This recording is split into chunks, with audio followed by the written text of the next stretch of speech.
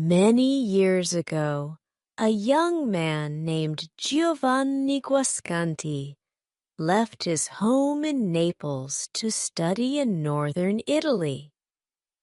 He rented a small room on the top floor of a dark and ancient palace. Long ago, the building had belonged to a noble family. Signora Elisabetta, an elderly woman, now rents its rooms to students at the University of Padua. Giovanni's room had a small window. From it, he could see a large garden that had many plants and flowers. "Thus the garden belonged to you?" he asked Signora Elisabetta one day. "Oh, no," she said quickly. "That garden belongs to the famous doctor Giacomo Rappaccini. People claim that he utilizes these plants to create unique forms of medicine. He resides in a small brown house surrounded by a garden with his daughter Beatrice. Giovanni often sat by his window to look at the garden. He had never seen so many different kinds of plants. They all boasted enormous green leaves and magnificent flowers in every hue of the rainbow. Giovanni's favorite plant was in a white marble vase near the house. Large purple flowers blanketed the area. One day, while Giovanni was looking out his window, he saw an old man in a black cape walking in the garden. The old man was tall and thin. His face was an unhealthy yellow color. His black eyes were very cold.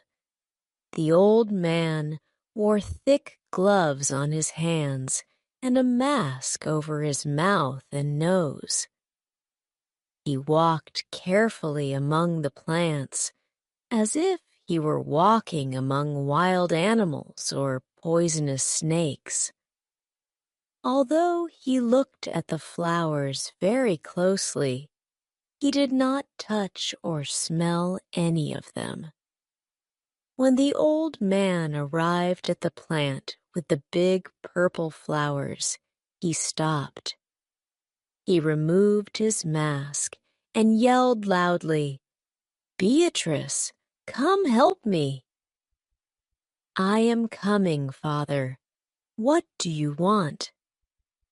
answered the warm young voice from inside the house. The young woman came into the garden. Her thick, dark hair fell around her shoulders in curls.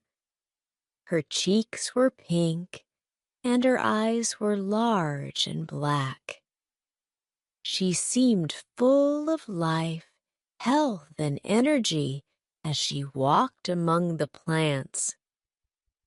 Giovanni thought she was as beautiful as the purple flowers in the marble vase.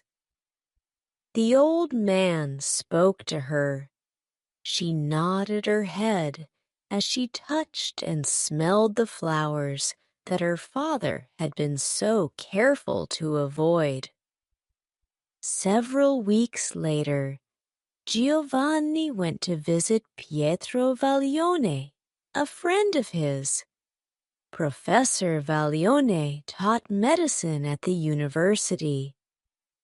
During the visit, Giovanni inquired about Dr. Rappaccini's background. "He is a brilliant scientist," Professor Vaglione replied, "but he is also a dangerous man." "Why?" asked Giovanni. The older man shook his head slowly. "Rappaccini prioritizes science over human welfare. Rappaccini has created numerous deadly poisons from the plants in his garden. He thinks he can cure sickness with these poisons. It is true that he has successfully cured a very sick person who was expected to die. But Rappaccini's medicine has also killed many people. I think he would sacrifice any life, even his own, for one of his experiments. But what about his daughter? Giovanni said, I'm sure he loves her. The old professor smiled at the young man. He said, You've probably heard about Beatrice Rappaccini. People say she is very beautiful, but few men in Padua have ever seen her. She never leaves her father's garden.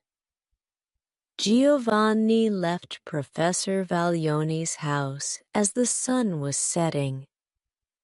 On his way home, he stopped at a flower shop where he bought some fresh flowers. They returned to his room and sat by the window. The garden was quiet, with very little sunlight remaining. The purple flowers on Giovanni's favorite plant seemed to glow in the evening's fading light. Then someone came out of the doorway of the little brown house. It was Beatrice. She entered the garden and walked among the plants. She bent to touch the leaves of a plant or to smell a flower. Rappaccini's daughter seemed to grow more beautiful with each step. When she reached the purple plant, she buried her face in its flowers. Giovanni heard her say, Give me your breath, my sister. The ordinary air makes me weak. Give me one of your beautiful flowers. Beatrice gently broke off one of the largest flowers. As she lifted it, she put it in her dark hair. A few drops of liquid from the flower fell to the ground. One of the drops landed on the head of a tiny lizard, calling near Beatrice's feet. For a moment, the small animal twisted violently. Then it moved no more. Beatrice did not seem surprised. She sighed and placed the flower in her hair. Giovanni leaned out of the window so he'd see her better. At this moment, a beautiful butterfly flew over the garden wall. Beatrice appeared to attract it as it circled her head once. Then the insect's bright wings stopped, and it fell to the ground dead. Beatrice shook her head sadly. Abruptly, her gaze shifted to Giovanni's window. She saw the young man looking at her. Giovanni picked up the flowers he had bought and threw them down to her. He said to the young lady, Were these flowers a gift from Giovanni Gascote? Thank you, Beatrice answered. She picked up the flowers from the ground and quickly ran to the house. She stopped at the door for a moment to wave shyly at Giovanni. It seemed to him that his flowers were beginning to turn brown in her hands. For many days, the young man stayed away from the window that looked out in Rappaccini's garden.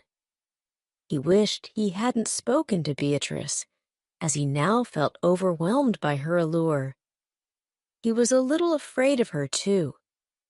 He could not forget the fate of the little lizard and the butterfly. One day, while he was returning home from his classes, he met Professor Balian on the street. "Well, Giovanni," the old man said, "have you forgotten me?" Then he looked closely at the young man. "What is wrong, my friend? Your appearance has changed since the last time we met." It was true. Giovanni had become very thin. His face was white, and his eyes seemed to burn with fever. A man in a long black cape came down the street as they were talking. He moved slowly, as if he was in poor health. His face was yellow, but his eyes were sharp and black.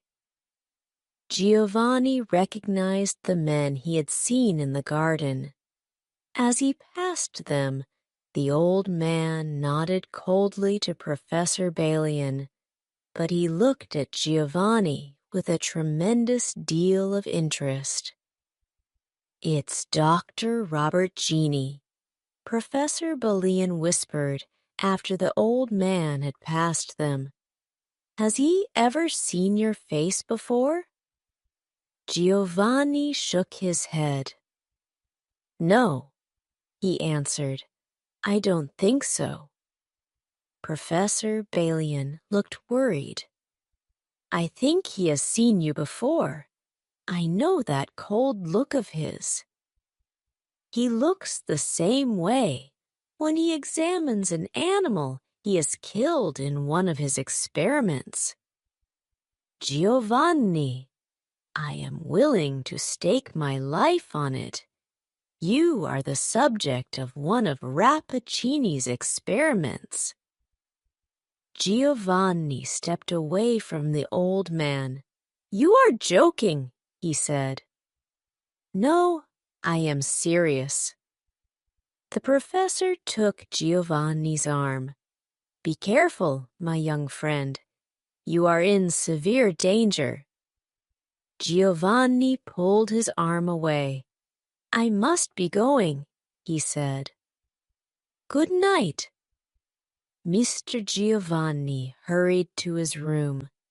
He felt confused and a little frightened.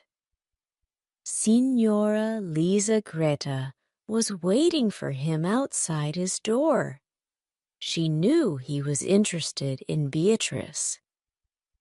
"I have excellent news for you," she said. "I know where there is a secret entrance into Rappaccini's garden." Giovanni could not believe his ears. "Where is it?" he asked. "Show me the way." He went in. The plants all seemed wild and unnatural. Giovanni realized that Rappaccini must have created these strange and terrible flowers through his experiments. Suddenly, Rappaccini's daughter came into the garden. She moved quickly among the flowers until she reached him. Giovanni apologized for coming into the garden without an invitation, but Beatrice smiled at him and made him feel welcome. "I see your love flowers," she said. "You've come to examine my father's rare collection more closely," she said. While she was speaking, Giovanni noticed a distinct perfume in the air surrounding her. He wasn't sure if this wonderful smell came from the flowers, from her breath. She asked him about his home and his family. She told him she had spent her life in this garden. Giovanni felt as if he were talking to a tiny child.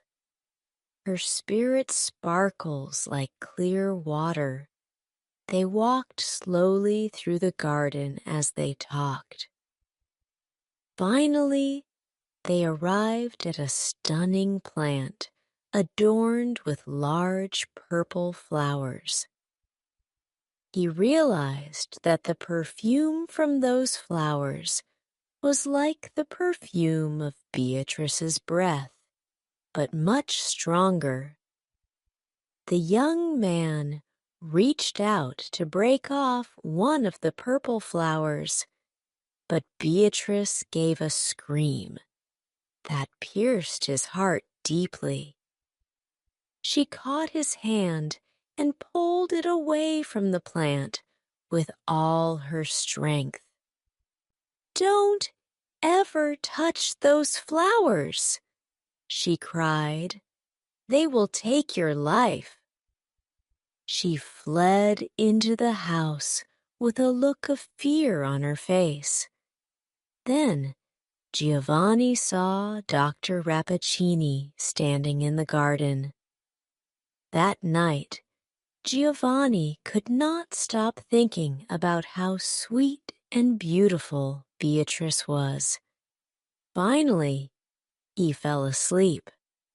But when the morning came, he woke up in severe pain. He felt as if one of his hands was on fire. It was the hand that Beatrice had grasped when he reached for one of the purple flowers. Giovanni looked down at his hand. There was a purple mark on it that looked like 4 small fingers and a little thumb. But because his heart was full of Beatrice, Giovanni forgot about the pain in his hand. He began to meet her in the garden every day. At last, she told him that she loved him, but she would never let him kiss her or even hold her hand. One morning, several weeks later, Professor Bione visited Giovanni. "I was worried about you," the older man said. "More than a month has passed since you attended university classes. Is something wrong?" Giovanni was not pleased to see his old friend. "Although there is nothing wrong, I am fine." Thank you. He wanted Professor Bione to leave, but the old man took off his hat and sat down. "My dear Giovanni," he said, "you will stay away from Rappaccini and his daughter. Her father has poisoned her since she was a baby. The poison is in her blood and on her breath. If Rappaccini did this to his daughter, what will he do to you?" Giovanni covered his face with his hands. "Oh my God," he cried. "Don't worry," the old man continued. "It is not too late to save you, and we may succeed in helping Beatrice too. Do you see this little silver bottle? It holds a medicine that will destroy even the most powerful poison. Give it to Beatrice to drink." Professor Bione put the little bottle on the table and left Giovanni's room. The young man wanted to believe that Beatrice was a sweet and innocent girl. However, Professor Bione's words had instilled doubts in his mind. It was nearly time for his daily meeting with Beatrice. As Giovanni combed his hair, he looked at himself in a mirror near his bed. He could not help noticing how handsome he was. His eyes looked particularly bright, and his face had a healthy, warm glow. "At least her poison has not yet infiltrated my body," he thought to himself. As he spoke, he happened to look at some flowers he had just bought that morning. A shock of horror went through his body. The flowers were turning brown. Giovanni's face became very white as he stared at himself in the mirror. Then he noticed a spider crawling near his window. He bent over the insect and blew a breath of air at it. The spider trembled and fell dead. "I am cursed," Giovanni whispered to himself. "My own breath is poisoned." At that moment, a rich, sweet voice came floating up from the garden. "Giovanni, you are late. Come down." "You are a monster," Giovanni shouted as soon as he reached her. "And with your poison, you have made me into a monster too. I am a prisoner of this garden." "Giovanni!" Beatrice cried, looking at him with her large, bright eyes. "Why are you uttering such harsh words?" "It is true that I can never leave this garden, but you are free to go wherever you wish." Giovanni looked at her with hate in his eyes. "Don't pretend that you don't know what you've done to me." The group of insects had flown into the garden. They came towards Giovanni and flew around his head. He blew his breath at them. The insects fell to the ground, dead. Beatrice cried out, "I see it! I see it!"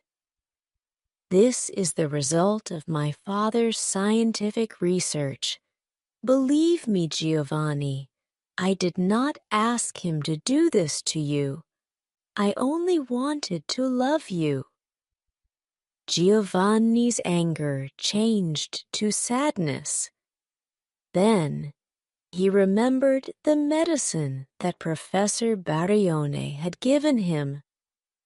Perhaps the medicine will destroy the poison in their bodies and help them become normal again. "Dear Beatrice," he said, "all fate is not so terrible." He displayed the small silver bottle to her and explained the potential effects of the medicine inside. "I will drink first," she said.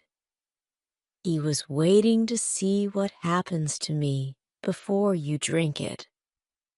She put Barione's medicine on her lips and took a small sip. At the same moment, Robert Cheney came out of his house and walked slowly toward the two young people. It looked like he was blessing them with his hands. "My daughter," he said, "you are no longer alone in the world. Give Giovanni one of the purple flowers from your favorite plant. It will not hurt him now. My science and your love have set him apart from ordinary men." My father, Beatrice, said weakly, "Why did you do this terrible thing to your own child?" Robert Cheney looked surprised. "What do you mean, my daughter?" he asked. "You possess a power that no other woman possesses. You can defeat your strongest enemy with only a breath. Would you rather be a weak woman? I desire love, not fear." Beatrice replied, "Now, it doesn't matter. I'm leaving you, father. I'm going with the poison you have given me, which will do no harm. Goodbye to you, Giovanni." Beatrice dropped to the ground. She died at the feet of her father and Giovanni. The poison had been too much for the young woman. The medicine that neutralized the poison also caused her to be destroyed.